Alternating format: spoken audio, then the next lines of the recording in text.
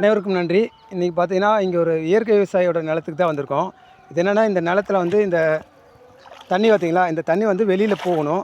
அது இந்த சைடு காலனிக்கார் வந்து அந்த சைடு போகக்கூடாதுன்னு சொல்லி மடை கட்டிட்டாங்க. இந்த சைடு இருக்கிறவங்களும் பார்த்தீங்கன்னா மடை கட்டிட்டாங்க. இப்போ இதில் என்ன அப்படின்னா, இதில் நடவு நடணும். இங்கே பாருங்களேன், முழங்காலுக்கு மேலே தண்ணி வந்து பார்த்திங்கன்னா இவ்வளோ தண்ணி இருக்குது. குறைஞ்ச வச்சு வந்து பார்த்திங்கன்னா சேத்துக்கு மேலே 1 இன்ச்சு தண்ணி தான் இருக்கணும்.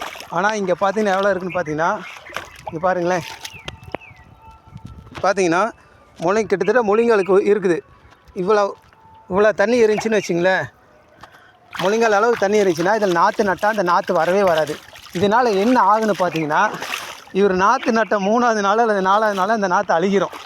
யாராச்சும் விவசாயிகளை பிடிக்கும் உதவணும் அப்படின்னு நினச்சா இதை பகிருங்க தயவு செஞ்சு. ஏன்னா இந்த விவசாயிக்கு இதனால் ஏதாச்சும் ஒரு நல்வழி கிடைக்கணும். பக்கத்தில் இருக்கிற விவசாயிகளே உதவலைங்க போது விவசாயி எப்படி உருப்பட முடியும்? நன்றி.